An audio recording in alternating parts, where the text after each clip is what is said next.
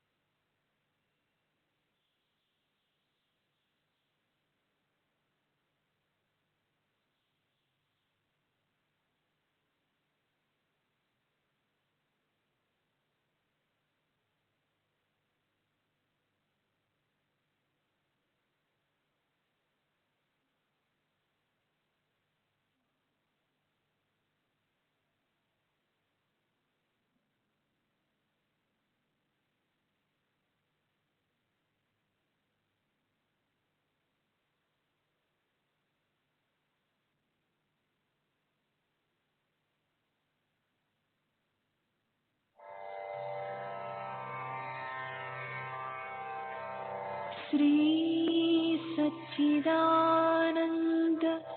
सद्गुरु साईनाथ महाराज की जय। सद्गुरु श्री साईनाथुनि शरद बाबूजी की जय।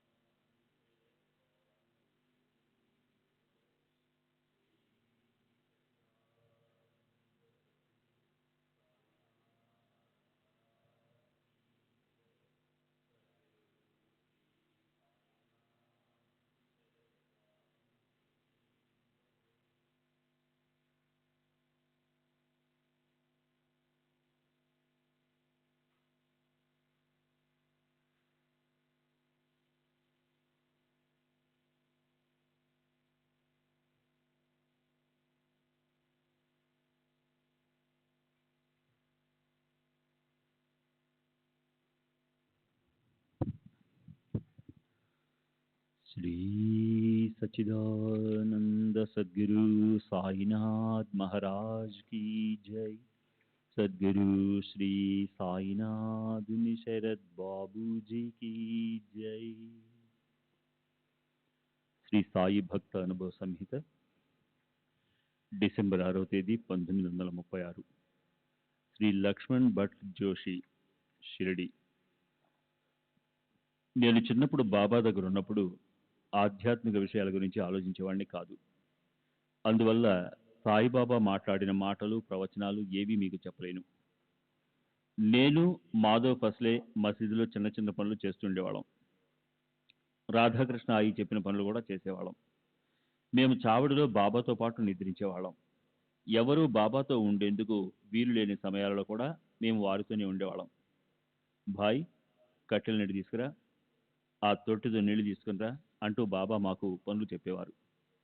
బాబాకు నిత్యం భక్తులు సమర్పించే తినుబండారాలను మాకు పంచిపెట్టేవారు. వాటితో మాకు ప్రతిదినము విందు భోజనమే. బుట్టలు బుట్టలుగా పండ్లు వస్తూ ఉండేవి. అప్పుడప్పుడు వాటిలో మేము దొంగిలించేవాళ్ళం. ఒక్కొక్కసారి దొంగిలిస్తున్నప్పుడు బాబా మమ్మల్ని పట్టుకొని మరీ ఎక్కువగా తీసుకోకండిరా అని హాస్య ధోరణిలో అనేవారు. తరచూ బాబా నన్ను తిట్టేవారు. 1-2 సార్లు తమ చేత్తో కొట్టారు కూడా. అప్పుడప్పుడు వారు నా కోసం కబురు పెట్టడం కూడా జరిగేది. రాత్రులు చావడిలో ఉన్నప్పుడు బాబా గణు, తుకారాం పాటలు పాడు అని అడిగేవారు.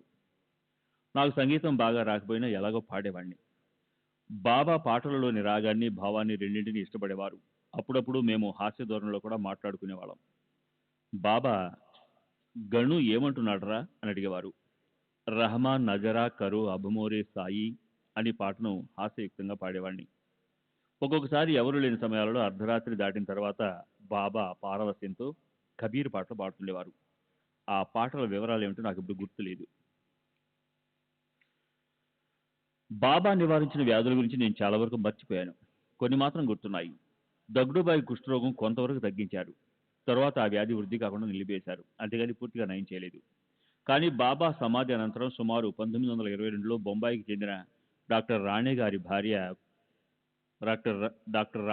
భార్య యొక్క వ్యాధి నివారణ వివరాలు నాకు బాగా గుర్తున్నాయి. ఆమె తన భర్తతో పాటు షిర్డీ వచ్చి 4-5 నెలల పాటు, ఒక్కొక్కసారి సంవత్సరం పాటు కూడా ఇక్కడ గడిపేది. ఆమె ప్రతిదినం బాబా అభిషేక తీర్థంతో స్నానం చేసి శరీరంపై ఉన్న పుండ్లన్నింటిపై ఊది రాసేది. ఒక్కొక్కసారి బకెట్ నిండా తీర్థాన్ని బొంబాయి తెప్పించుకునేది. 2 సంవత్సరాల తరువాత ఆమె వ్యాధి పూర్తిగా నయమైంది. అంతకుముందు పప్పు గింజలంత పుండ్లు శరీరం అంతా వ్యాపించి శరీరం రంగు కూడా మారిపోయి ఉండేది. వ్యాధి నయమైన తర్వాత శరీరపు రంగు పూర్వస్థితికి వచ్చింది. తర్వాత డాక్టర్ రాణే చాలా సంవత్సరాలు ఇక్కడికి రాలేదు. 10 సంవత్సరాల గుజరాతీ అమ్మాయికి క్షయవ్యాధి నివారణ విషయం కూడా నాకు తెలుసు. మొదట్లో ఆ అమ్మాయిని బాబా దగ్గరికి మోసుకుని పోవాల్సి వచ్చేది. కొన్ని రోజుల తర్వాత ఆమె నడవగలిగింది. తర్వాత ఆమె ఆరోగ్యం చాలా వరకు మెరుగుపడింది. ఇది బాబా సశరీరులుగా ఉండగా జరిగిన సంఘటన. గ్రుడ్డివారికి చూపు ప్రసాదించిన దృష్టాంతాలేమీ నాకు జ్ఞాపకం లేవు. అప్పుడు బాబాను దర్శించేందుకు వచ్చే భక్తులు అసంఖ్యాకంగా ఉండేవారు. భక్తులు వసతి కోసం అవస్థలు పడేవారు. ఒక చిన్న గదికి నెలకు 4 రూపాయలు చొప్పున చెల్లించేవారు. ఇప్పుడు పూర్తి ఇంటికి కూడా అంత మొత్తం చెల్లించరు. అంతటి జనసందోహంలో బాబా దగ్గరికి ఎవరెవరు వచ్చేది, వారి వివరాలు, వారు పొందిన అనుభవాల గురించి నేను తెలుసుకోవాలనుకోలేదు. అకాల మరణాలను తప్పించిన దృష్టాంతాలు నాకు గుర్తులేవు. కొందరు తమ ఘనతను చాటుకోవడానికి జరగని అనుభవాలను ఊహించి లేక జరిగిన అనుభవాలను ఎక్కువ చేసి చెప్తుంటారు. అలాంటి వారు ఇక్కడ కూడా ఉన్నారు. వాటిని మనం లక్ష్య పెట్టకూడదు. డిసెంబర్ 13వ తేదీ 1936 శ్రీ గణేష్ రఘునాథ్ తేలి, గౌరవ మ్యాజిస్ట్రేట్, బొంబాయి రోడ్డు, థానా. నేను సాయిబాబాను దర్శించడానికి 1914-15లో షిరిడి వెళ్ళాను. బాబా నన్ను ₹1 2 6 పైసలు ఇవ్వు అని దక్షిణ అడిగారు. నా జేబులో సరిగ్గా వారు అడిగినంత పైగా మాత్రమే ఉంది. బాబా ఆ మొత్తమే అడగడం వారి సర్వజ్ఞతకు నిదర్శనం. నేను ఆ మొత్తాన్ని బాబాకు సమర్పించాను. అప్పుడు నాతో పాటు చంద్రాబాయి అనే నర్సు ఉంది. బాబా ఆమెను ₹6 7 దక్షిణ అడిగారు. చిత్రంగా ఆమె దగ్గర ఉన్న మొత్తం కూడా అదే. ఆమె కూడా ఆ మొత్తాన్ని బాబాకు సమర్పించింది. తరువాత అదే రోజు తిరిగి వెళ్ళడానికి అనుమతి కోరాము. బాబా ఆమెతో కొన్ని రోజులు ఉండకూడదా అన్నారు. తాను వేరే చోట ముందుగా నిర్ణయించుకున్న కార్యక్రమాల ప్రకారం వెళ్ళవలసి ఉందని ఆమె చెప్పింది. ఆ రాత్రి మేము షిరిడి విడిచి వచ్చాము. అదే రాత్రి ఆమె ఇంట్లో దొంగలు పడి ₹500 విలువ గల ఆస్తిని దోచుకోవడమే కాక ఇంటిలోని వస్తువులను కూడా ధ్వంసం చేశారు. నాకు బాబాతో ఉన్న అనుభవం ఇదొకటే. నేను కేవలం వారి దర్శనం కోసమే షిరిడి వెళ్ళాను. బాబా నాకు వారిపై నమ్మకాన్ని కలిగించారు. అది చాలు. నేను షిరిడి నుండి తిరిగి వచ్చిన సంవత్సరంలోపే నాకు కొడుకు పుట్టాడు. వాడి పేరు నాను. శ్రీ సచ్చిదానంద సద్గురు సాయినాథ్ మహారాజ్ కీ జై. సద్గురు శ్రీ సాయినాథ్ శరద్ బాబూజీ కీ జై.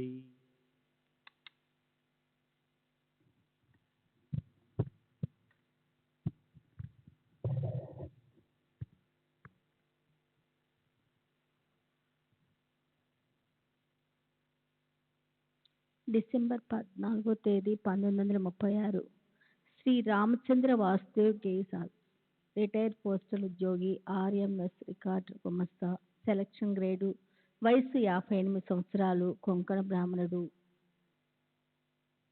మే మాన్సెస్ గోకుల్ రోడ్డు, ఉత్తర్ దాదర్. నేను సాయిబాబాను దర్శించలేదు.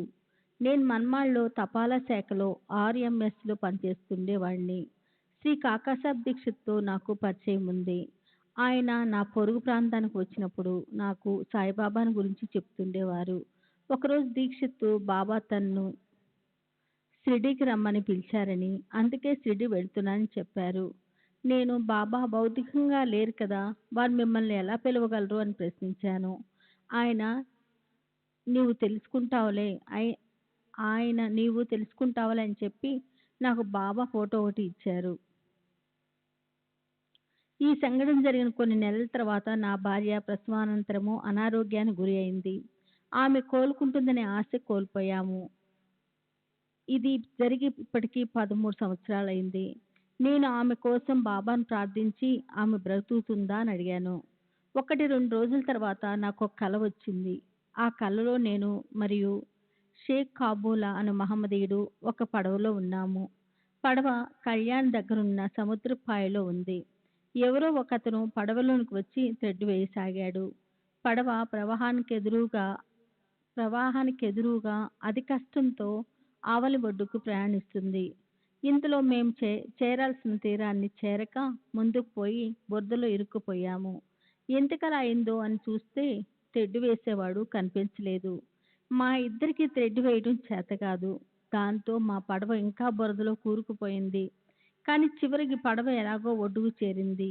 ఈ కలను బట్టి నా భార్య బ్రతుకుతుందని, అయితే కొంతకాలం మాత్రం బాధపడవలసి వస్తుందని ఊహించాను. ఆ కల వచ్చిన రోజు నుండి ఆమె కొద్దిగా కోలుకోవటం మొదలుపెట్టింది. డాక్టర్ పరీక్షించి ఆమెకు ప్రమాద స్థితి తప్పిపోయిందని, క్రమేణా ఆరోగ్యం మెరుగవుతుందని చెప్పాడు. నేను కల గురించి దీక్షతో చెప్పాను. బాబా సశరీరులుగా లేకున్నా ఈనాటికి జీవించే ఉన్నారని, నా సమాధి మాట్లాడుతుంది అని తాము ఇచ్చిన హామీని బాబా ఇప్పటికీ అమలు చేస్తూనే ఉన్నారని దీక్షిత్ చెప్పారు. నాకు ఉద్యోగంలో పదోన్నతి అంటే సెలక్షన్ గ్రేడ్ రాలేదని ఎంతో మదనపడుతూ ఉండేవాడిని. ఆ సమయంలో నాకు ఒక కల వచ్చింది. కలలో నేను ఒక వ్యక్తితో ఆర్థిక విషయాల గురించి మాట్లాడుతున్నాను. అకస్మాత్తుగా మరొక వ్యక్తి మా ముందుకు వచ్చి, ఇతడు కోరిందేదో ఇవ్వచ్చును కదా, ఇతడిని 3 జతల వంకీలు తయారు చేయించమని చెప్పు అని నా ఎదుటి వ్యక్తితో అన్నాడు. అలాగే మీరు చెప్పినట్టు చేస్తానని నా ప్రక్కనున్న వ్యక్తి జవాబు చెప్పిన మరుక్షణం మూడో వ్యక్తి అంతర్ధానమయ్యాడు. ఇతర అనుభవాలు, కలలు చెప్పిన విధంగానే ఈ కల విషయం కూడా నేను దీక్షిత్ చెప్పి దాని అంతరార్థం వివరించమన్నాను. దీక్షిత్తు ఆ మూడో వ్యక్తి బాబా అని చెప్పారు. సాధారణంగా ఎవరైనా 2 వంకీలే కదా ధరించేది, మరి బాబా 3 జతల వంకీలు ఎందుకు అడిగారని సందేహం వ్యక్తం చేశాను. బాబా దత్తావతారమని, వారికి 3 శరీరాలు ఒకటిగా ఉంటాయని, అందుకే 3 జతల వంకీలు అడిగారని దీక్షిత్ వివరించారు. నేను వెంటనే 3 జతల వెండి వంకీలు తయారు చేయించి వాటికి ప్రాణప్రతిష్ఠ చేసి నేను నిత్యం పూజించే పెట్టెలో పెట్టాను. ఆ తర్వాత 4 రోజులకు నాకు పదోన్నతి లభించింది. నేను ఏ గ్రంథము పారాయణ చేయాలో తెలియని స్థితిలో ఉన్నప్పుడు బాబా కలలో కనిపించి 53 భిక్షగా ఇవ్వు అని అడిగారు. నేను పేదవాడిని కాబట్టి 53 రూపాయలు సమర్పించలేక ప్రతి నెల నా జీతం నుండి 53 కాణీలు అంటే అనాలో 4వ వంతు బాబాకు ఖర్చు పెట్టేవాడిని. ఇలా 4 నెలలు చేశాను. తర్వాత ఈ కళ గురించి దాబోల్కర్ను సంప్రదించాను. బాబా భిక్షగా అడిగింది 53 రూపాయలు కాదని, 53 అధ్యాయాలున్న పాత ప్రామాణిక గురుచరిత్ర పారాయణం చేయమని ఆ కళ సూచిస్తుందని దాబోల్కర్ వివరణ ఇచ్చారు. దాంతో నేను ఆ గ్రంథాన్ని పారాయణం చేయటం ప్రారంభించాను. ఒకసారి నేను బాబా గురుచరిత్రను సప్తాహం పారాయణం చేయదలిచి దాబోల్కర్ రచించిన శ్రీ సాయి సచ్చరిత్రను తెప్పించాను. కానీ ఆ రోజు రాత్రి మా ఇంటిలోనికి దొంగలు చొరబడినట్లు కల వచ్చింది. దీన్ని బట్టి బాబాకు ఈ మార్పు ఇష్టం లేదని, సాంప్రదాయానుసారము పాత ప్రమాణ గ్రంథమే పారాయణం చేయమని ప్రబోధించినట్లుగా తోచింది. దాంతో నేను సచ్చరిత్రను కాకుండా గురుచరిత్రనే సప్తాహం పాటు పారాయణం చేశాను. 2.5 సంవత్సరాల క్రితం నా భార్యకు పక్షవాతం వచ్చి ఆమె ప్రాణానికి ప్రమాదం ఏర్పడింది. ఆమెకు బాబాపై దృఢమైన భక్తి విశ్వాసాలున్నాయి. ఆ సమయంలో ఆమెకు ఒక కల వచ్చింది. ఆ కలలో ఆమె ఉన్న గది వాకిట్లో బాబా కూర్చుని ఉన్నారు. బాబా ఆమెతో, భయపడకు, నిన్ను రక్షించటానికే నేను ఇక్కడ ఉన్నాను. ఆ యమదూతలను సైతం లోనికి రానివ్వను అని ఆమె అభయమిచ్చారు. అదే కలలో కొందరు వెదురు దొంగలు మట్టి కుండ మొదలైనవి తెచ్చి ఆమె శవాన్ని మోసుకొని పోవటానికి పాడి కడుతున్నారు. బాబా వాళ్లను అక్కడి నుండి తొలగిపోమ్మని, ఎదురుగా ఉన్న చోటుకి వెళ్ళమని గట్టిగా ఆజ్ఞాపించారు. కానీ వారు బాబా మాటలు వినలేదు. దాంతో బాబా వారిని కొట్టి తరిమివేశారు. వెదురు బొంగలను విరిచేశారు. మట్టి కుండను పగలగొట్టారు. అంతటితో కల సమాప్తమైంది. నా భార్య రక్షింపబడింది. అదే రాత్రి మేము నివసిస్తున్న గామత్చాల్ ఎదురుగా ఉన్న గంగారీ చాల్లో ఉన్న ఒక వ్యక్తి చనిపోయాడు. అలా నా భార్యను మృత్యు నుండి బాబా కాపాడారు. తర్వాత ఆమె కోలుకుంది. దీక్షిత్తు నన్ను బాపు సాహిబ్ అని పిలిచేవాడు. నేను సాధారణంగా సాయి భక్తులకు చేయగలిగిన సహాయం అందించేవాడిని.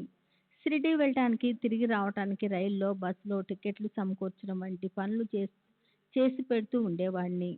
సాయిలీలా మాసపత్రికలో ఒక సంఘటన ప్రచురితమైంది. ఆ సంఘటనలో ఒక భక్తుడు నా ద్వారా బాబా సహాయం పొందినట్లు వ్రాయబడింది. నేను షిరిడీ వెళ్ళినప్పుడు ఆ భక్తుడు నన్ను గుర్తుపట్టి బాపు సాహెబ్ అని సంబోధించి పలకరించాడు. శ్రీ సచ్చిదానంద సద్గురు సాయినాథ్ మహారాజ్ కీ జై. Sadhguru Shri Sainath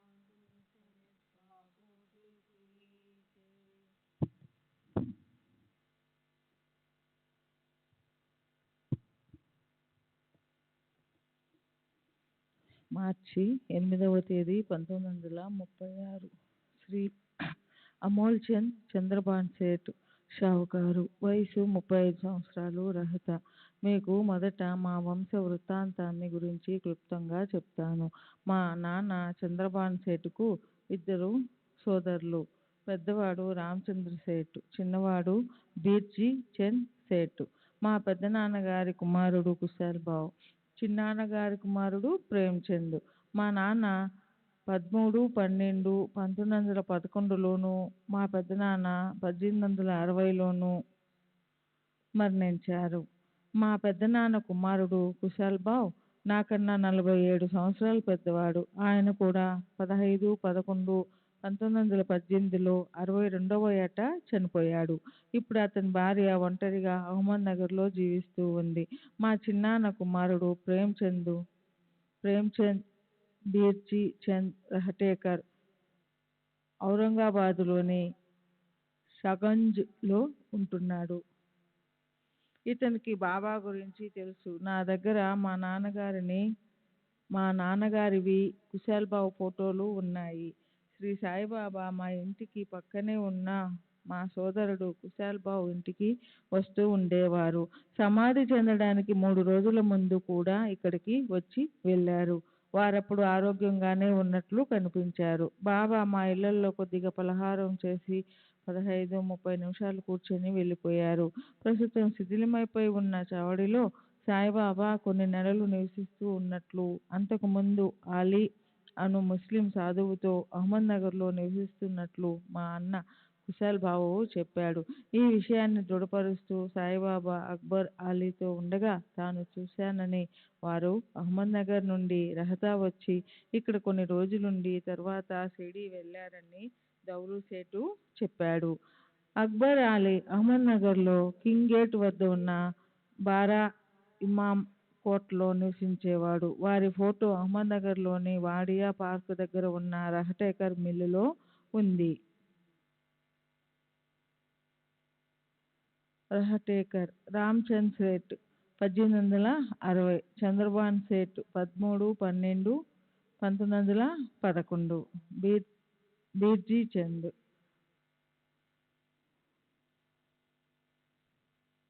Shri Nageshwar Atmaram Samant, police sub inspector, Bombay. 1926 ప్రాంతంలో బాబా పుణ్యతిథికి నేను, నా భార్యను 2 సంవత్సరాల మా పెద్దబ్బాయి మనోహర్ను వెంట పెట్టుకొని షిరిడీ వెళ్ళాను. పుణ్యతిథి ముగిసిన తరువాత నేను బాబాజాన్ను దర్శించడానికి పూనా బయలుదేరాను. పూనా స్టేషన్ నుండి లష్కర్ వెళ్ళి బాబాజాన్ను చూసి రావడానికి 2 రూపాయలు సరిపోతాయని అనుకుని నా లోపలి జేబులో 2 రూపాయలు ప్రత్యేకించి విడిగా పెట్టాను. నేను ఖర్చుల కోసమని డబ్బు అలా వేరుగా పెట్టుకోవడం అదే మొదటిసారి. పూనాలో దిగి లష్కర్కు రాను పోను రూపాయి 8 అణాలకు విక్టోరియా అంటే టాంగా మాట్లాడుకుని లష్కర్ వెళ్ళాను. బాబాజాన్కు సమర్పించడానికి 4 లేక 6 అణాలకు పూలమాలలు కొన్నాను. అక్కడ ఫకీర్లకు టీ రొట్టెలకు గాను రూపాయి 4 అణాలు దానం చేశాను. తిరిగి పూనా స్టేషన్కు వచ్చి టాంగావానికి రూపాయి 8 అణాలు ఇచ్చి రైల్లో కూర్చున్నాను. యథాలాపంగా లోపలి జేబులో చేయి పెట్టాను. నేను ప్రత్యేకించి పెట్టిన 2 రూపాయలు అలాగే ఉన్నాయి. అమిత ఆశ్చర్యానికి లోనయ్యాను. టాంగాకు, పూలకు, ఫకీర్ల టీ కొరకు డబ్బు చెల్లించేటప్పుడు ఈ విషయాన్ని నేను గమనించలేదు. లష్కర్కు వెళ్ళి తిరిగి వచ్చేంత వరకు అయిన ఖర్చులన్నీ లోపలి జేబు నుండే తీసి ఖర్చు పెట్టాను. వేరే జేబులో నోట్లు కానీ వాటిని తాకలేదు. అయినా ఖర్చులు లెక్కించి చూస్తే 3 రూపాయల పైచిలుకు ఖర్చయింది. అలా నా జేబులో ఉన్న 2 రూపాయలు అంత మొత్తంగా ఎలా వృద్ధి అయిందా అని నాకు ఆశ్చర్యం వేసింది. 1931-32లో నా క్రిమినల్ కేసులో చాలీస్గావ్ మమల్తాదారు ముందు హాజరు కమ్మని నాకు సమన్లు వచ్చాయి. నేను అలాగే హాజరయ్యాను. కానీ కేసు వాయిదా వేశారు. మరుసటి వాయిదాకు ఆలస్యంగా అంటే మధ్యాహ్నం 1-1:30 గంటలకు హాజరు కావడానికి కోర్టు నుండి ముందుగానే అనుమతి తీసుకున్నాను. నెల రోజుల తర్వాత తిరిగి సమన్లు వచ్చాయి. దారిలో షిరిడీలో దిగి బాబా దర్శనం చేసుకున్న తర్వాత చాలీస్గావ్ వెళ్దామని వాయిదా తేదీకి ముందు రోజే బయలుదేరాను. బాబాను దర్శించి మరుసటి ఉదయం బస్సు ఎక్కాను. కానీ ప్రయాణం ఆలస్యం అవడంతో కోపరగాం పట్టణానికి ఉదయం 10:15 గంటలకు చేరాను. కోపరగాం స్టేషన్లో నేను ఎక్కవలసిన రైలు ఉదయం 10:30 గంటలకు బయలుదేరుతుంది. నేను స్టేషన్కు వెళ్ళడానికి అక్కడ టాంగా ఏదీ లేదు. నేను యూనిఫామ్లో లేకుండా సాధారణ దుస్తులు ధరించి ఉన్నందున స్టేషన్కు వెళ్ళే బస్సులలో నన్ను ఎవరూ ఎక్కించుకోవడం లేదు. నేను సహాయం కోసం బాబాను ప్రార్థించాను. వెంటనే ఫౌజ్దార్ సాబ్ అని ఎవరో పిలిచినట్లు అనిపించి వెనుదిరిగాను. అక్కడ ఒక పోలీస్ కానిస్టేబుల్ మీరు ఫౌజ్దారే కదా అని అడిగాడు. అవునని జవాబిచ్చాను. అతను వెంటనే ఒక బస్సును ఆపి అందులో నన్ను ఎక్కించి పంపాడు. అందువల్లనే నేను సకాలంలో స్టేషన్కు చేరి రైలెక్కి విచారణ సమయానికి చాలీస్గావ్ వెళ్ళగలిగాను. బాబా సహాయపడకుంటే రైలు తప్పిపోయి కోర్టుకు హాజరు కానందుకు చాలా ఇబ్బందులు ఎదుర్కొనవలసి వచ్చేది. 1929 మార్చిలో విశ్రాంతి కొరకు 2 నెలలు సెలవు పెట్టి ఇంటికి వెళ్ళాను. 15 రోజులు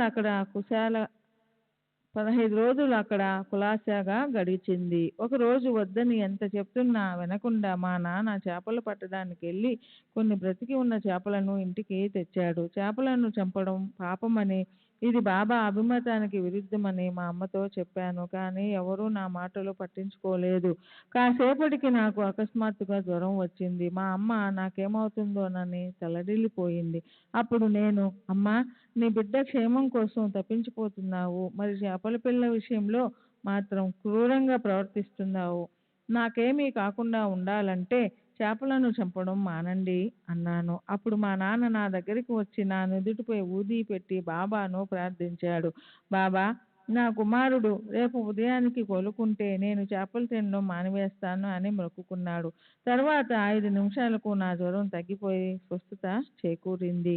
1931లో నవల్కర్ వాడ పై అంతస్తులో ఉన్న గదిలో బస చేశాను. ఆ గది గోడలు చాలా చోట్ల పగుళ్ళిచ్చి కూలిపోయేటట్లు ఉన్నాయి. తేళ్లు కూడా విపరీతంగా ఉన్నాయి.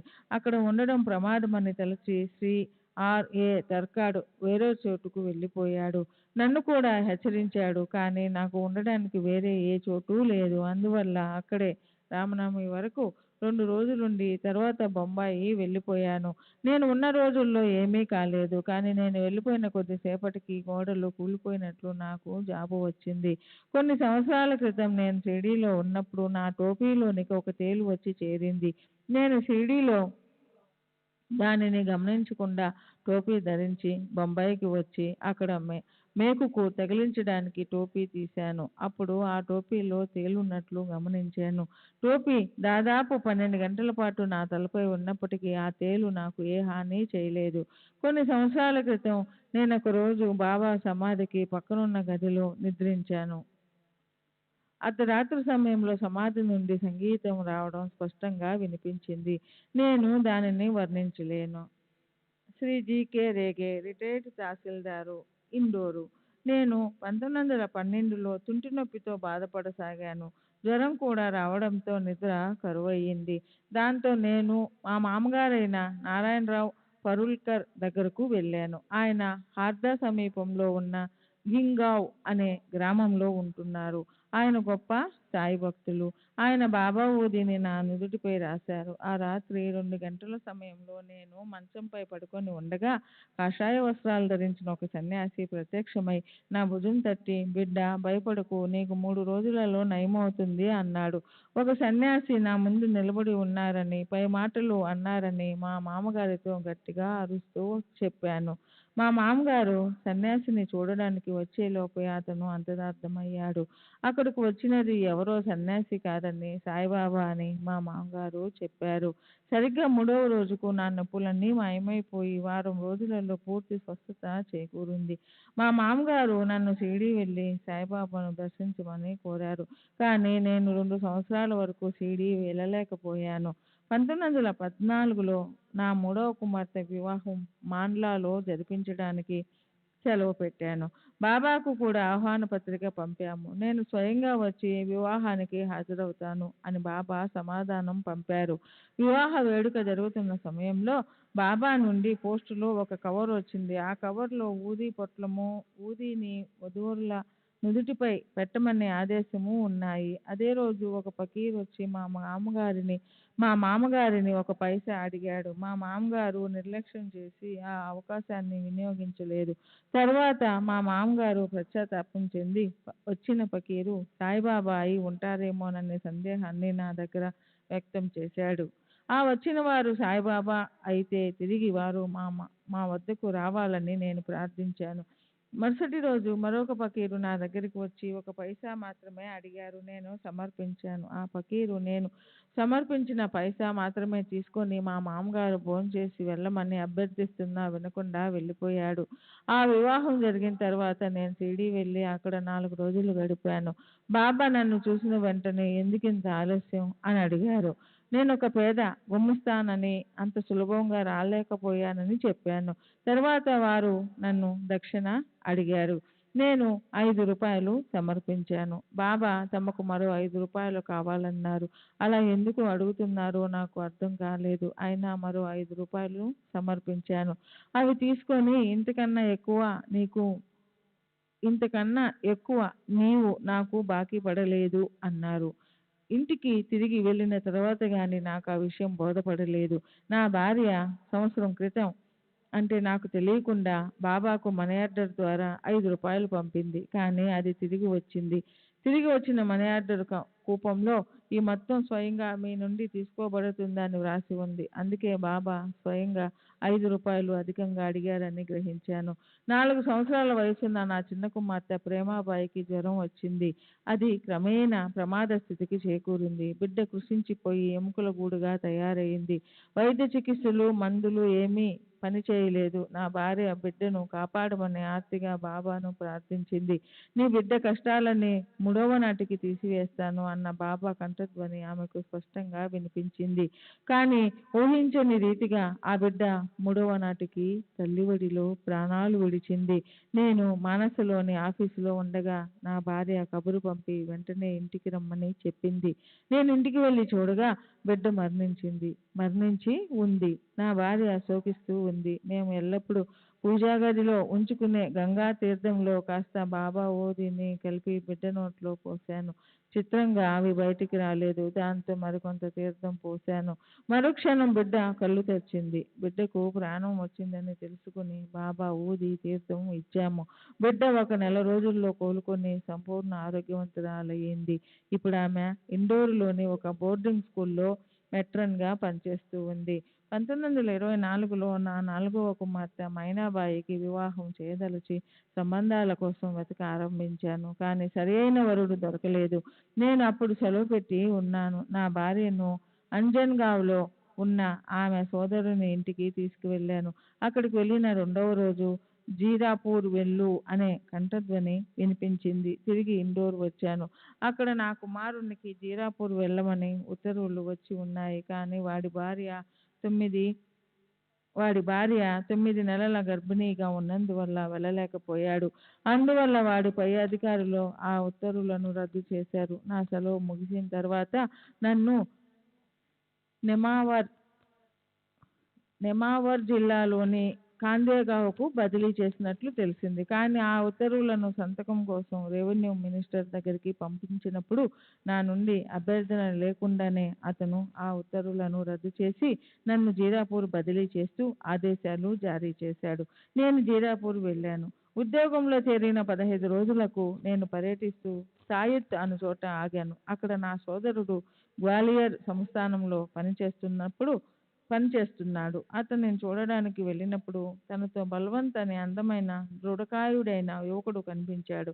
నేను ఆ యువకుని గురించి విచారించి అతనే నా కుమార్తెకు సరియైన వరుడని నిర్ణయించి సంబంధం కుదుర్చుకుని వివాహం జరిపించాను. 1926లో నా భార్య మరణించింది. ఆ తర్వాత నా ఆరోగ్యం క్షీణించింది. నేను బాబా ఫోటో ముందు కూర్చొని ఉండగా ఒకరోజు ఆ ఫోటో నుండి ఇకపై ఉద్యోగం చేయవద్దు అనే కంఠధ్వని వినిపించింది. ఇలా వరుసగా 3 రోజులు ఆ ధ్వని వినిపించింది. ఎవరు మాట్లాడుతున్నారో నేను కనుక్కోలేకపోయాను. నా స్నేహితుడైన డాక్టర్ పర్నేకర్ అది బాబా కంఠధ్వని అయి ఉంటుందని చెప్పాడు. దాంతో ఆ సంవత్సరమే అంటే 1926లో పదవీ విరమణ చేసి పింఛను తీసుకున్నాను. శ్రీ సచ్చిదానంద సద్గురు సాయినాథ్ మహారాజ్ కే జై. సద్గురు శ్రీ సాయినాథుని శరత్ బాబు.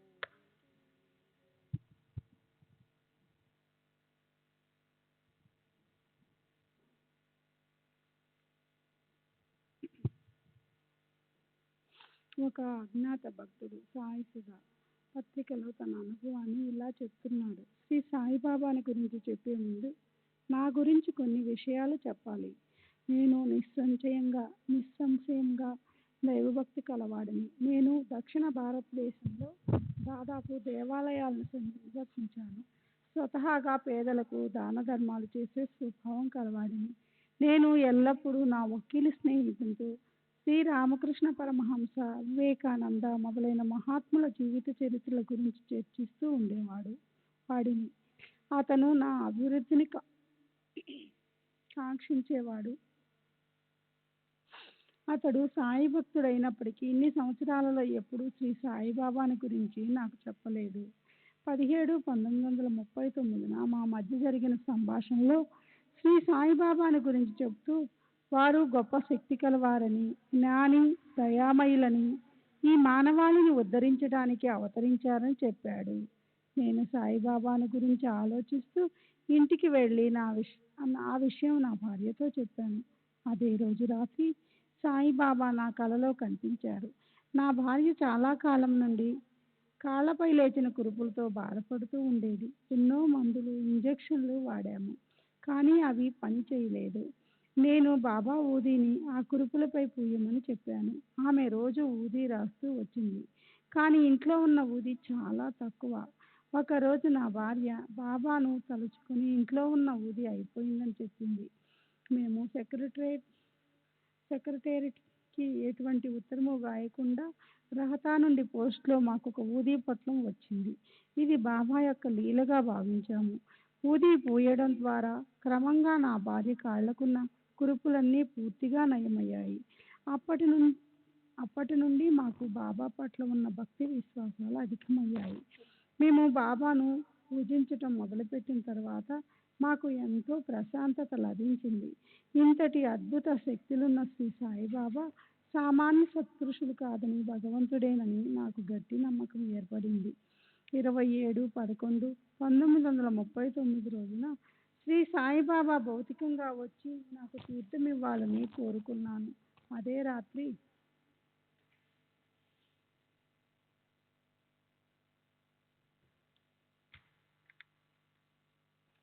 వారు భౌతిక రూపంలో కనిపించి బెల్లం కలిపిన తీర్థం ఇచ్చారు.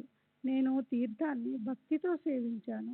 మేము సాయిబాబాను నిత్యం ఇంటిలో పూజించడమే కాక మేము ఎక్కడికి వెళ్ళినా వారి ఫోటో మాతో పాటు తీసుకెళ్ళి అక్కడ పూజిస్తుంటాము.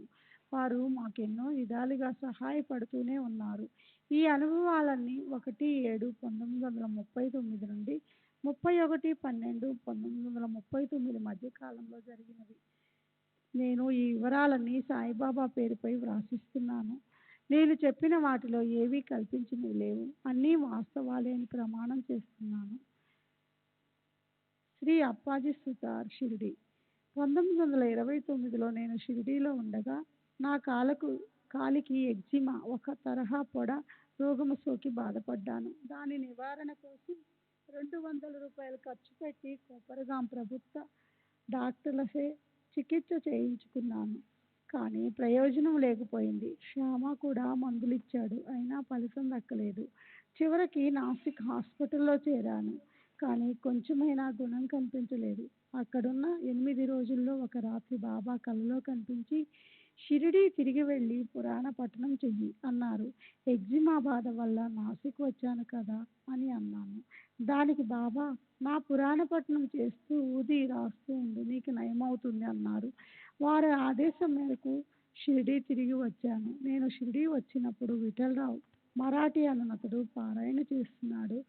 కానీ అతను ఏదో పనిపై సిరువల్ అన్న చోటుకి వెళ్ళవలసి వచ్చింది. నేను షిరిడీలో బస్సు దిగుతుండగా అదే బస్సులో ఎక్కటానికి వచ్చిన విఠలరావు నన్ను కలిశాడు. తను అత్యవసరంగా సిరువల్ వెళ్ళవలసి ఉందని, తాను లేని సమయంలో బాబా సన్నిధిలో పారాయణ నిర్వహించే వాళ్ళెవరూ లేరని, నన్ను పోతి నిర్వహించమని కోరి వెళ్ళిపోయాడు. నేను పారాయణ చేయనారంభించాను. జ్ఞానేశ్వరి, ఏకనాథ భాగవతం, ఆధ్యాత్మిక రామాయణం మరియు దబోల్కర్ రచించిన శ్రీ సాయి సచ్చరిత్ర బాబా సన్నిధిలో ప్రతిరోజు పారాయణ చేసి ఊది రాసుకునేవాడిని. 7 రోజుల్లో నా చర్మవ్యాధి పూర్తిగా నయమైపోయింది. నాకు కలిగిన మరొక అనుభవం ఇది. షిరిడీకి చెందిన ముల్తాన్ ఫతేచంద్ మార్వాడికి నేను 350 రూపాయలు బాకీ పడ్డాను. 1932లో అతను డబ్బు రాబట్టుకోవటానికి నాపై కోర్టులో కేసు వేసి అరెస్టు చేయిస్తానని బెదిరించాడు. నేను చాలా భయపడ్డాను. ఒకరోజు బాబా నా కలలో కనిపించి నలుగురు భక్తులను ఒకదాని తర్వాత ఒకటి గీతలో పద్యాలను వర్ణించమన్నారు. వరుసగా మేమందరం వర్ణించాము. తర్వాత బాబా నన్ను నీకేం కావాలి అని అడిగారు.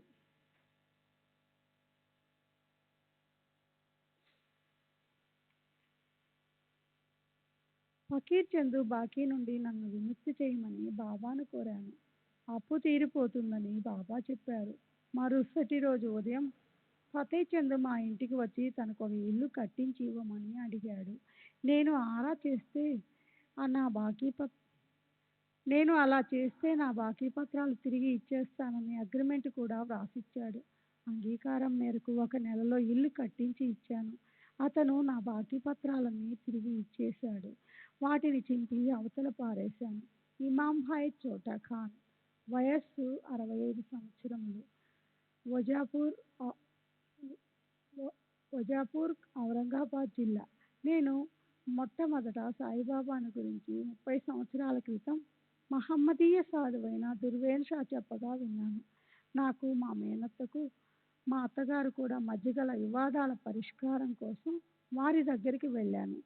ఆయన నన్ను సాయిబాబా దగ్గరికి వెళ్ళమని చెప్పి కొన్ని సూచనలు ఇవ్వడంతో నేను షిరిడీ వెళ్ళాను. అప్పుడు దీక్షిత్ వాడ 1910 నిర్మిస్తున్నారు. నేను బాబాను గోంద్కర్ ఇంటి సమీపంలో దర్శించాను. బాబా నిలబడి ఉన్నారు. ఒక మహిళ వారి దర్శనం చేసుకుంటుంది. మద్రాసుకు చెందిన సాధువు విజయానంద స్వామి కూడా బాబా వద్ద నిలబడి ఉన్నాడు. నన్ను బాబా వెనుక నిలబడి ఖురాన్ మొదటి అధ్యాయాన్ని వల్లించమని, వారి నుండి ఎటువంటి కానుకలు స్వీకరించవద్దని దర్వేన్ షా నాకు సలహా ఇచ్చి ఉన్నాడు. అందుకని నేను బాబా వెనుకకు వెళ్ళి ఖురాన్లోని మొదటి అధ్యాయాన్ని వల్లించటానికి బిస్మిల్లా అని మొదలుపెట్టాను. బాబా ఒక్కసారిగా వెనుకకు తిరిగి కోపంతో, ఎవరి నువ్వు, నీకేదో నా అబ్బవైనట్లు నన్ను ఏదో అడగాలని ఎందుకు వచ్చావు అంటూ తిట్ల వర్షం కురిపించారు. నేను భీతిల్లిపోయాను. బాబా ఎప్పటి వలె అర్థం కాని రీతిలో మాట్లాడుతూ మసీదుకు వెళ్ళారు. నేను వారిని అనుసరిస్తూ వెళ్ళి మసీదు ముందు మండపంలో కూర్చున్నాను. బాబా అనుమతి ఇవ్వనందున మసీదులోనికి వెళ్ళలేక అక్కడే 2 రోజులు వేచి ఉన్నాను. తరువాత కాకాసాహెబ్ దీక్షిత్ కల్పించుకుని బాబా దగ్గరికి వెళ్ళి నన్ను ఉద్దేశించి, బాబా, వీరందరూ మీ బిడ్డలే కదా, వారిపై ఎందుకు కోప్పడతారు అని అడిగాడు. దానికి బాబా, ఏంటి వాడిని బిడ్డ అంటావా, వాడొక గురువును చంపాడన్నారు. బాబా చెప్పింది నిజమే. అప్పటికి 2 నెలల ముందు జరిగిన సంఘటన గురించి బాబా ప్రస్తావించారు. ఆ విషయం బాబాకు ఎవరూ చెప్పే అవకాశం లేదు. నేను మామలత్దార్ ఆఫీస్లో నిజాం సిపాయిగా పనిచేస్తూ ఉండేవాడిని. పోలీసులు తమ విచారణలో ఒక క్రైస్తవ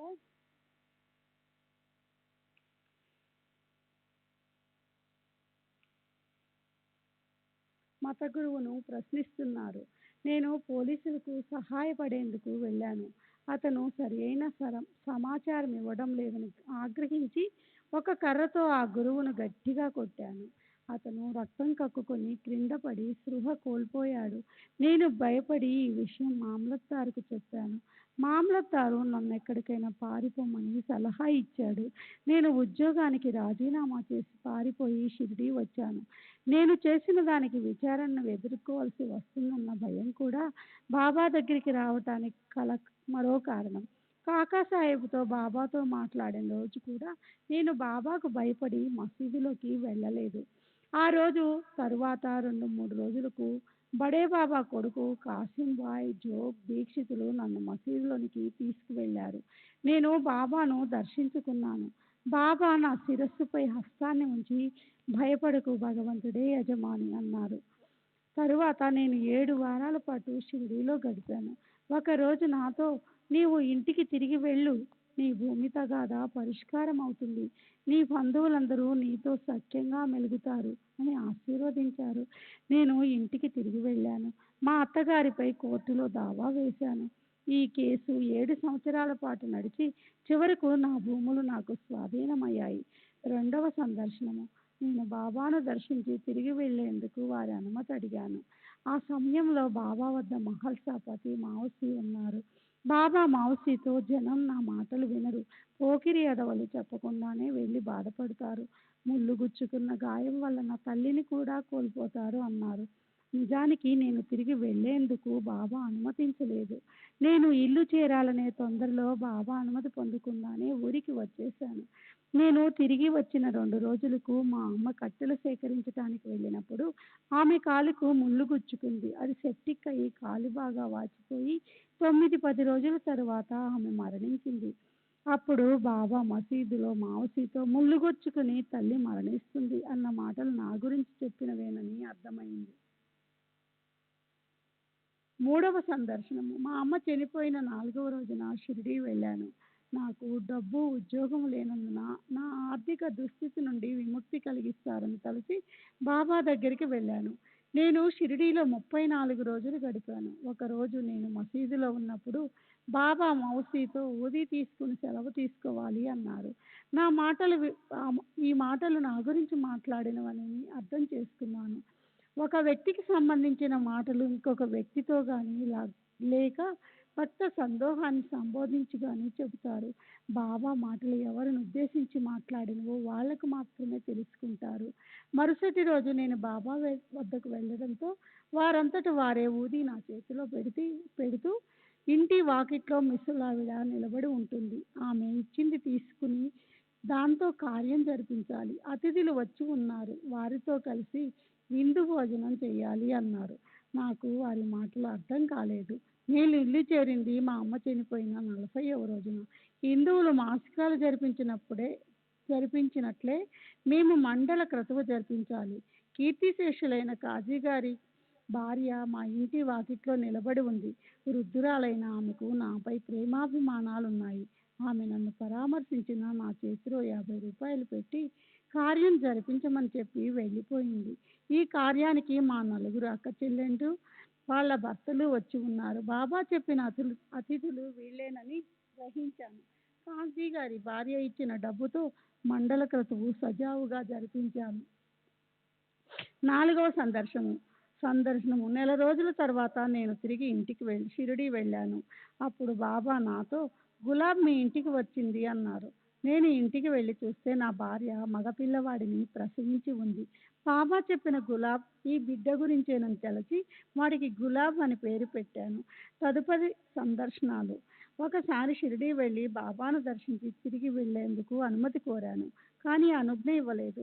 ప్రజలు బయటికి వెళ్ళకూడదు, వెళితే తుఫాన్లు వస్తాయి, అగ్నిగోళాలు వర్షిస్తాయి, అనేక విపత్తులు సంభవిస్తాయని బాబా అన్నారు. ఈ మాటలు ఎవరిని ఉద్దేశించి చెప్పినవో నాకు అర్థం కాలేదు.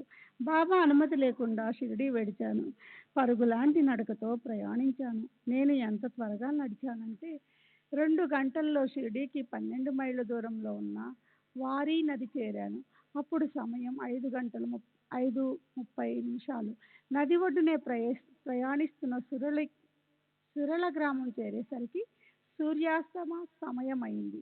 ఆ గ్రామ పటేలు నన్ను వెళ్ళవద్దని, ఆకాశం మేఘావృతమైందని, వర్షం వచ్చే సూచనలు కనిపిస్తున్నాయని, అప్పుడు ప్రయాణం సాగిస్తే అవస్థల పాలవుతానని హెచ్చరించాడు. కానీ నేను ఇక్కడికి మా ఊరు 4 మైళ్ళే కదా, వెళ్ళిపోతానని చెప్పి బయలుదేరాను. మరి 3 మైళ్ళు నడిచేసరికి ఉరుములు మెరుపులతో పెద్ద తుఫాను మొదలైంది. నా ముందున్న ఒక పెద్ద రావి చెట్టు పైన పిడుగుపడి చెట్టు రెండుగా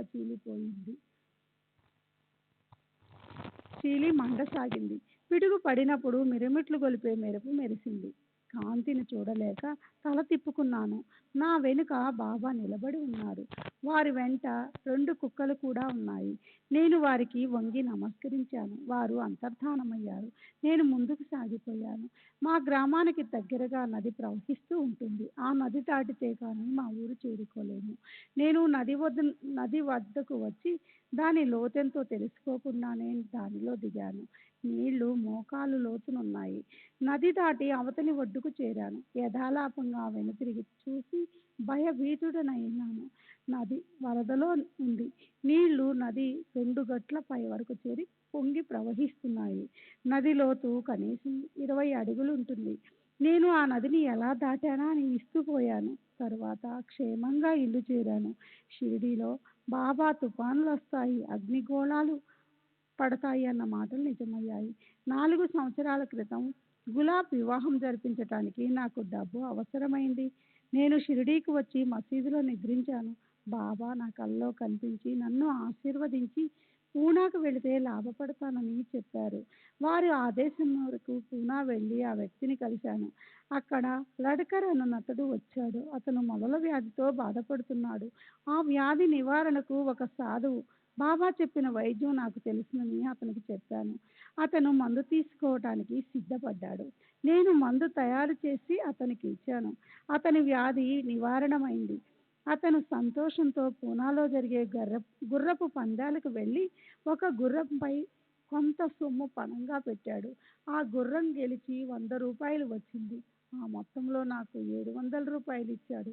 నేను ఆ డబ్బు తీసుకొని వచ్చి గులాబ్ పెళ్లి జరిపించాను. షిరిడీలో 8 రోజులుండిన హరిద్వార్ బువాకు ఒక గొప్ప అనుభవం కలిగింది. శ్రీ సచ్చిదానంద సద్గురు సాయినాథ్ మహారాజ్ కీ జై. సద్గురు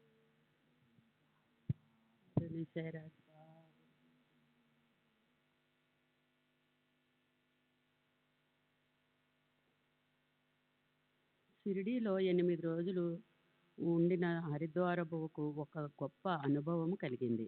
అతను షిరిడీ పొలిమేరులో నన్ను సెలయేటిలో స్నానం చేయడానికి బయలుదేరే సమయానికి ఒక పిచ్చుక వచ్చి అతని తలపై కూర్చునేది. అతను సెలయేటిలో స్నానం చేస్తున్నప్పుడు మాత్రమే పిచ్చుక అక్కడున్న వేప చెట్టు పైకి వెళ్ళి వేచి ఉండేది.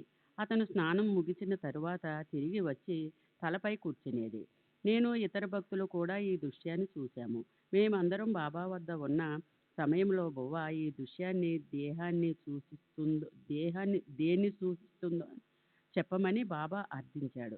అప్పుడు నిర్మాణంలో ఉన్న బుటీవాడను ఉద్దేశించి బాబా ఇలా చెప్పారు. లా హిలా హిలా హలాయే ఖాయి బడా దర్బారే హై ముని జితో హదా హే హై సర్దార్ జీ సుతి హై అల్లా మాలిక హై అల్లా అచ్చా కరెంగా బాబా దేహపరిత్యాగం చేయడానికి 4 నెలల ముందు ఒకరోజు అప్పాబిల్లుతో రాత్రి 8 గంటల సమయంలో 4 కోళ్లు తీసుకునిరా, అతిథులు వస్తున్నారు అన్నారు. వచ్చే అతిథులు ఎవరా అని నేను ఆశ్చర్యపోయాను. ఆ రాత్రి మసీదులో తెర వెనుక కూర్చుని ఉన్నాను. నేను మెలకుగానే ఉన్నాను. రాత్రి 2 గంటల తరువాత అడుగు పైగా వ్యాసం ఉన్న ఒక పెద్ద అగ్నిగోళం మసీదులోనికి దూసుకు వచ్చింది. అది పడమర దిక్కునున్న నింబారు గూడ వద్ద కాసేపు నిలిచి తరువాత పైకప్పుకి ఎగిసి చిన్నాభిన్నమై అసంఖ్యమైన తునకలు మసీదంతా ఆవరించాయి. అప్పుడు మసీదు మిరుముట్లు గొలిపే కాంతిలో నిండిపోయింది. ఆ కాంతిని చూడలేక నేను కళ్ళు మూసుకుని తల దించాను. నాతో ఉన్న అప్పావిల్లు కూడా అలాగే చేశాడు. అప్పుడు బాబా దుని దగ్గరికి వెళ్ళి వంచి ఉన్న తమ మెడపై సటక కొన ఉంచి అరబికాలో 10-15 నిమిషాల పాటు ఏదో ఉచ్చరించారు. బాబా దుని వద్దకు వెళ్ళగానే మసీదు ఆవరించి ఉన్న కాంతి అదృశ్యమయ్యింది. బాబా ఉదయం అప్పాబిల్ చేత 4 కోళ్లను తెప్పించి వాటి మాంసంతో వంటకం తయారు చేయించారు. మండపం దగ్గరున్న పొయ్యిపై బాబా పోళీ తయారు చేశారు. తరువాత బడే బాబా కొడుకు కాసింబాయి వచ్చాడు. బాబా అతనికి తాము చేసిన ఆహార పదార్థాన్ని కొంత ఇచ్చి, నీవు ఔరంగాబాదు వెళ్ళు, శంకువుద్దీన్ మీనియాను దర్శించు, అతనికి 250 రూపాయలు ఇవ్వు, అక్కడ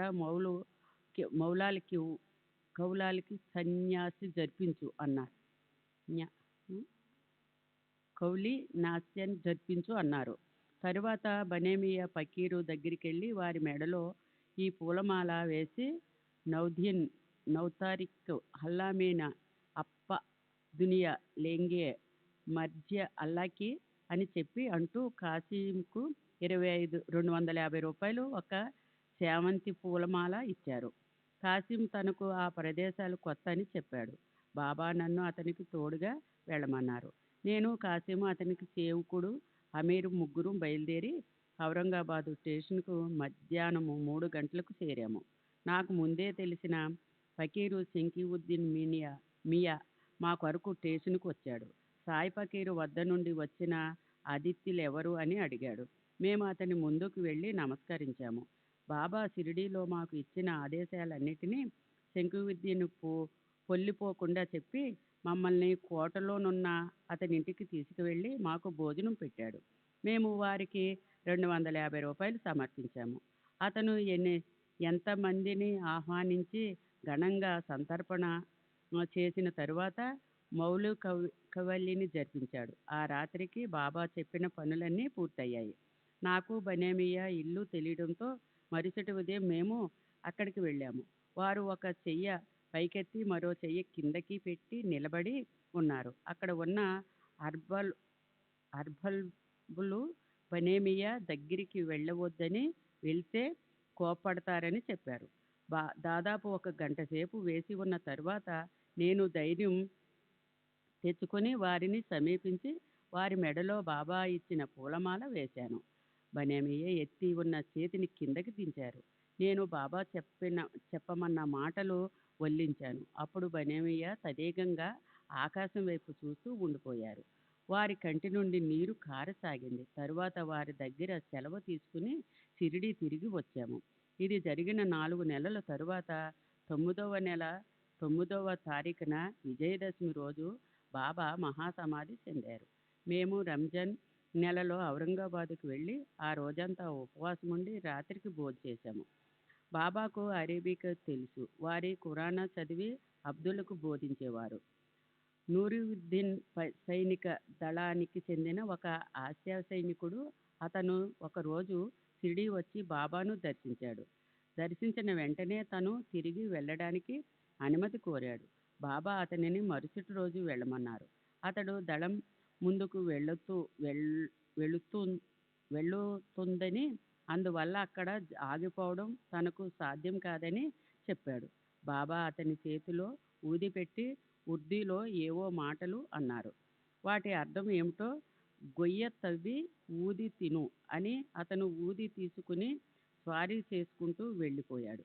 కోపరగాంలో శవాన్ని మోసుకుంటూ వెళుతున్న దృశ్యం ఒకటి అతనికి కనిపించింది. అతను గమ్యం చేరాడు. కానీ ఆ శవ దృశ్యం మాత్రం అతనిని విడిపోలేదు. అంతేకాదు, అతనికి శవ దృశ్యం కనపడిన రోజు తృప్తిగా భోంచేసేవాడు. ఆ దృశ్యం కనపడిన రోజు ఎంత ప్రయత్నించినా ఏదో ఒక కారణం వల్ల భోజనం చేయలేకపోయేవాడు. దీనితో విసిగిపోయిన అతను తన ఉద్యోగాన్ని కూడా వదులుకున్నాడు. బాబా మాటలు విననందుకే తనకు ఈ దుస్థితి ప్రాప్తించిందని తెలుసుకుని తిరిగి షిరిడీ చేరి 6 నెలల పాటు అక్కడే గడిపాడు. క్రమేణా అతను ఆ శాపం నుండి విముక్తుడయ్యాడు. తరువాత బాబా అనుజ్ఞ తీసుకుని వెళ్ళిపోయాడు. ఇప్పుడు అతను దేవాలయాల్లో కిరాణా కొట్టు నడుపుకుంటూ జీవనం సాగిస్తున్నాడు. ప్రస్తుతం పూనా కంటోన్మెంట్లో ఉన్న అబ్దుల్ ఖాదర్ 1915లో షిరిడీ వచ్చి బాబాను దర్శించాడు. అతనికి ఒక రోజు తకియా వద్ద కూర్చుని ఉండగా బాబా అటువైపు వచ్చారు. అబ్దుల్ తనకు సన్యాసం ఫకీరు ఇవ్వమని బాబాను అర్థించాడు. పిడికిలలో ఉన్న వస్తువేదో విసురుతున్నట్టు బాబా తమ పిడికిలిని అబ్దుల్ వైపు విసిరారు. కానీ వారి చేతిలో ఏదీ ఉన్నట్టు కనిపించలేదు.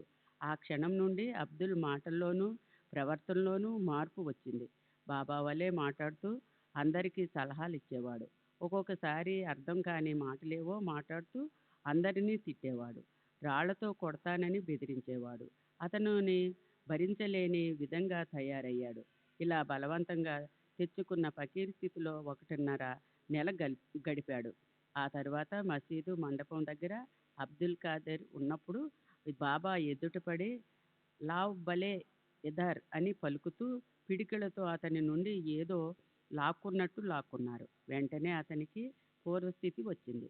తరువాత 15 రోజులు షిరిడీలో ఉండి బాబా అనుమతితో కిక్కున వెళ్ళి అక్కడ బాబా జాన్ వేప చెట్టు ఆమె సమాధి ఉన్న చోట ఎదురుగా బీడీ కొట్టు పెట్టుకుని జీవనం సాగిస్తున్నాడు.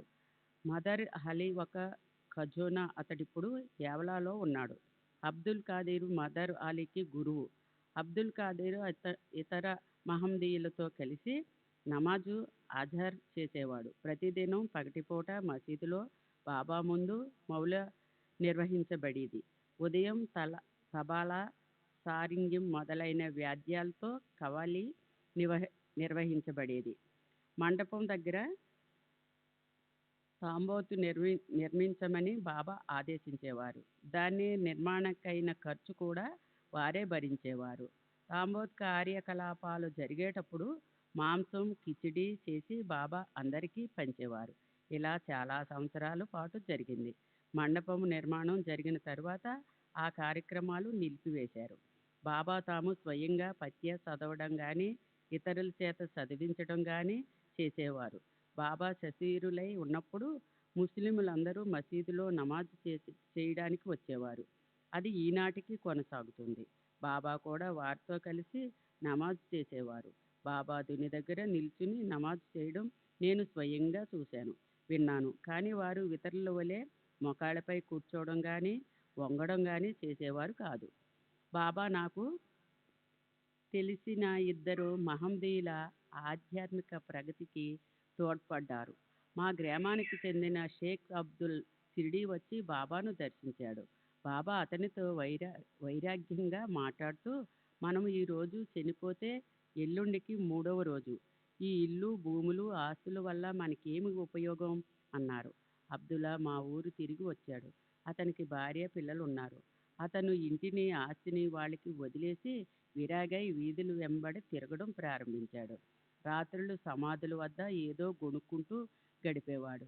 ఎవరైనా ఏదైనా పెడితే తినేవాడు, లేదా ఆహార విషయం పట్టించుకోక పస్తుండేవాడు. ఈ విధంగా 10-12 సంవత్సరాలు జీవించి ఆ తరువాత మరణించాడు. కానీ ఈ 12 సంవత్సరాల్లో అద్భుత శక్తులు సాధించాడు. ఒకసారి నేను పనిపై వెళుతూ ఉంటే నన్ను ఆపి ఒక ప్రదేశం పేరు చెప్పి ఆ ప్రదేశంలో పాము ఉందని హెచ్చరించాడు. నేను వెళుతున్నది పగటిపూటే కాబట్టి అతని మాటలు లక్ష్య పెట్టకుండా వెళ్ళాను. కానీ చిత్రంగా అతను చెప్పిన ప్రదేశంలోనే పాము కనిపించింది. మా ఊర్లో అబ్బాస్ సేట్ అనే బీడీల వర్తకుడు ఒకడు ఉండేవాడు. ఒకసారి అతను అబ్దుల్లాను ఎందుకిలా భార్య బిడ్డలను వదిలి పిచ్చివాడిలా తిరుగుతున్నావు అని అడిగాడు. అందుకు అబ్దుల్, నువ్వు తెలుసుకుంటావులే అన్నాడు. అబ్బాస్ సేటు తెలుసుకునే ముందు ఇది నిజంగా పిచ్చే అన్నాడు. అబ్దుల్లాకి పిడికిలి బిగించి అందులో ఉన్నదేదో అబ్బాస్పై విసురుతున్నట్టు, నువ్వు అలాగే అయిపో అన్నాడు. దీంతో అబ్బాస్ సేటు భార్య బిడ్డలను, వ్యాపారాన్ని అన్నిటి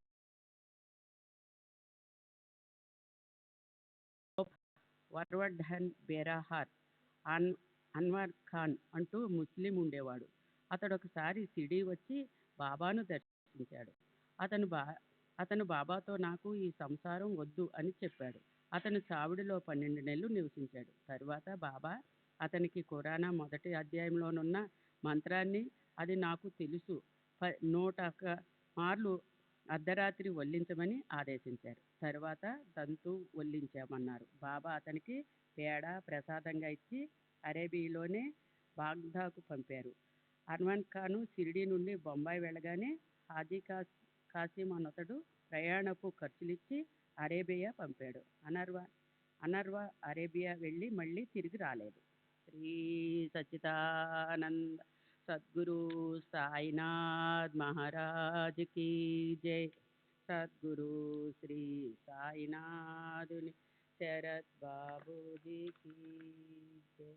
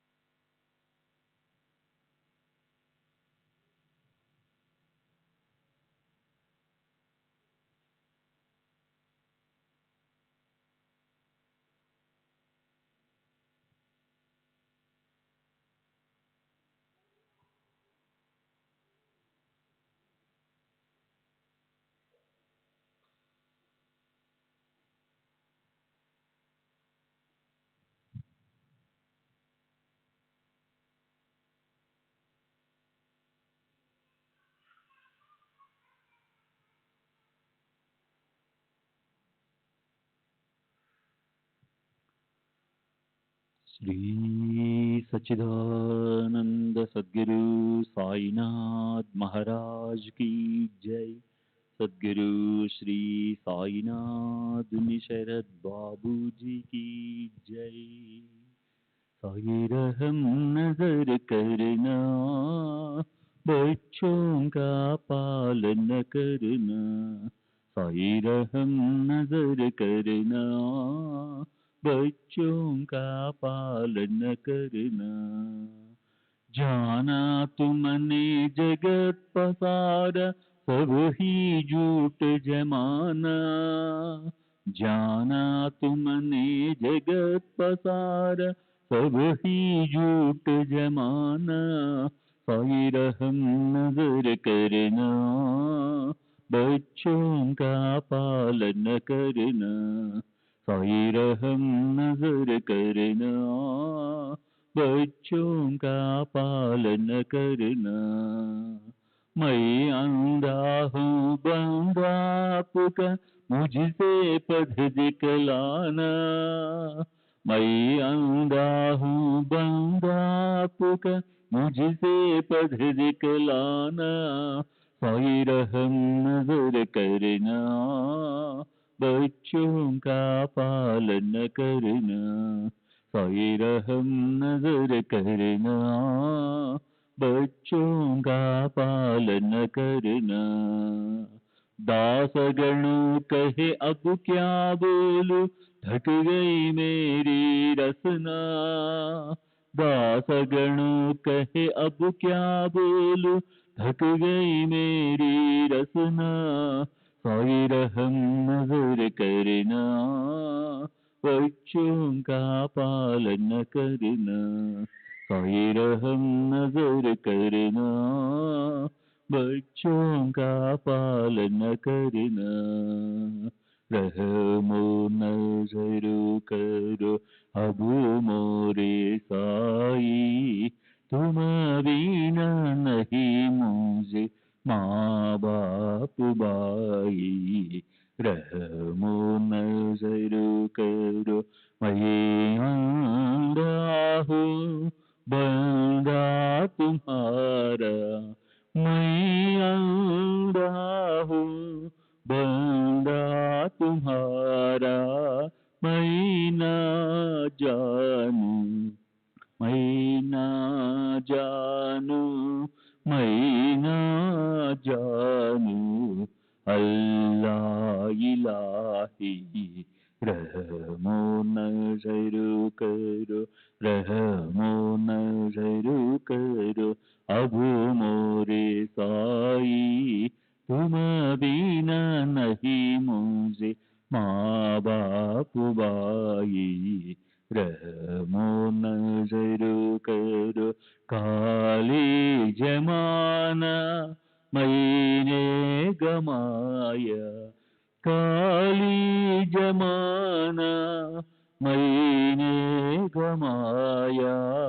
साथी आखिर का, साथी आखिर का, साथी आखिर का तुम बिना कोई। रहमो नजर करो, रहमो नजर करो अब मोरे साई, तुम बिना नहीं मुझे माँ बाप भाई। रहमो नजर करो अपने मस्जिद का झाड़ू गणो है, अपने मस्जिद का झाड़ू गणो है। मालिक हमारे, मालिक हमारे, मालिक हमारे तुम बाबा साई। रहमो नजर करो, रहमो नजर करो अब मोरे साई, तुम बिना नहीं मुझे माँ बाप भाई। रहमो नजर करो। श्री सच्चिदानंद सद्गुरु साईनाथ महाराज की जय। सद्गुरु श्री साईनाथ निशरद बाबू जी की जय।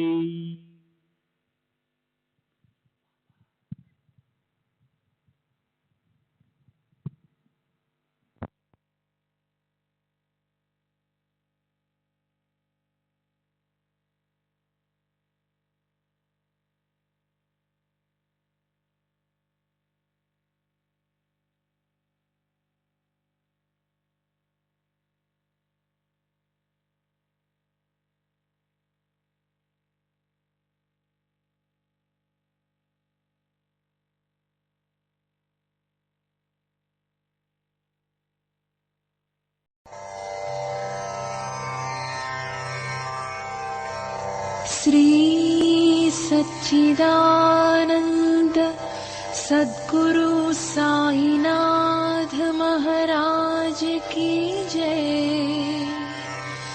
सद्गुरु श्री साईनाथुनि शरद बाबू जी की जय।